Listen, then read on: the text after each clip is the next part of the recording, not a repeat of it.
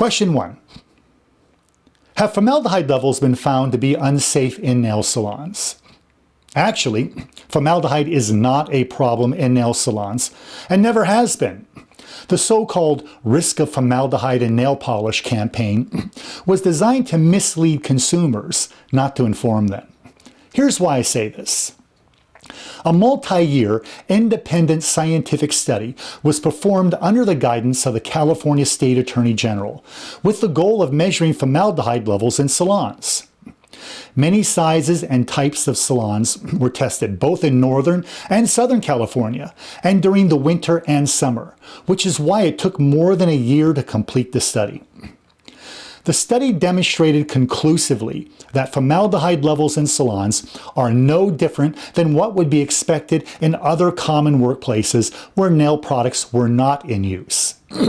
Interestingly, during the study, it was observed that the formaldehyde levels were the highest in the morning when the salon first opened, and then dropped off steadily throughout the morning, leveling off at their normally low levels in the afternoon.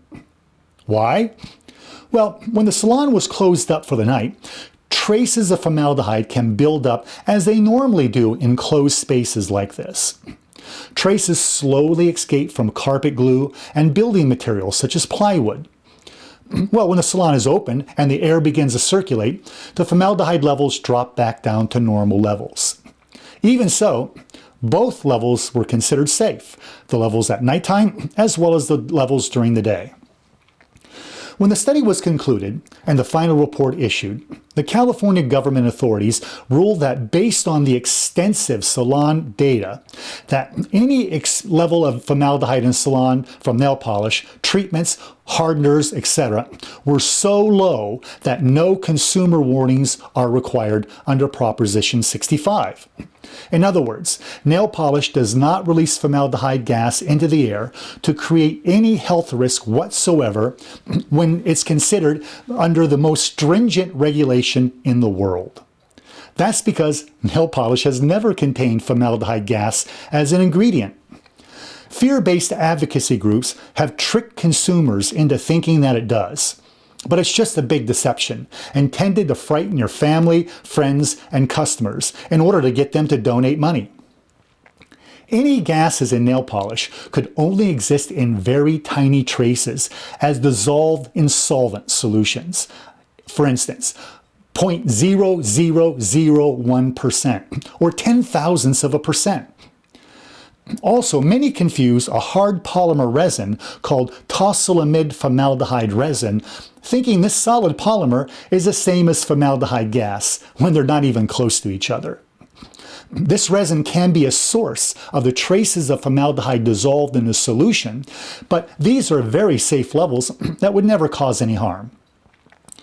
Some nail hardeners contain methylene glycol at around 1%.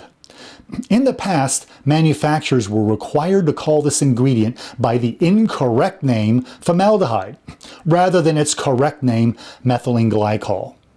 This error has since been corrected, but it's probably where the confusion began and what caused these fear-based advocacy groups to incorrectly claim that nail polish contained dangerous amounts of formaldehyde. But even when I contacted them and told them of their error and provided them with the proper information, these groups continued to ignore the facts and provide misinformation. Their tricky distortions were clearly intended to frighten the public and encourage donations to help them force manufacturers to stop selling carcinogenic nail polish. What? These misguided groups claim that up to 5% formaldehyde was used in nail polish, which was another huge distortion of the facts. Methylene glycol is not used in nail polish, but it is used in nail hardeners. And when that's done, the container will typically contain less than 0.001% dissolved formaldehyde gas. Not nearly enough to cause harm to anyone. Even if all the formaldehyde suddenly came out all at once, it still wouldn't be harmful. Why? Well, consider this. You naturally exhale formaldehyde with every breath. Even baby breath naturally contains traces of formaldehyde gas. Our bodies make formaldehyde regularly and use it to build proteins. Yes, formaldehyde is a naturally occurring organic substance that's normally found even in unpolluted, pristine mountain air, and even in some organically grown foods, such as apples. So these groups clearly have not provided all the facts, and clearly there are safe levels of formaldehyde. It's not the terrible boogeyman these irresponsible groups claim it to be when they say there are no safe levels of formaldehyde. What? Are they that clueless or just that tricky? Or both? Also, formaldehyde does not absorb through the skin or nails, as is wrongfully claimed by some. It's only an inhalation risk, and then only when exposed to relatively high concentrations over long periods. Nothing like anything that would ever happen in a nail salon or from using nail polish. Formaldehyde can be irritating to skin, but so is my wool sweater. That doesn't make wool dangerous. Clearly, you will not be exposed to any significant amounts, and there's clearly no risk of harm from the tiny traces of formaldehyde found in salons or in nail hardeners.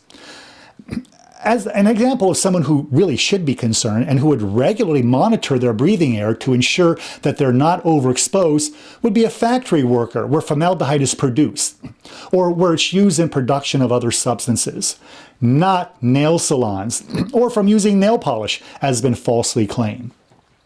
Nail salons do not have to worry about monitoring the salon or monitoring working nail technicians for formaldehyde levels formaldehyde levels of exposure, since this risk is not likely at all in salons.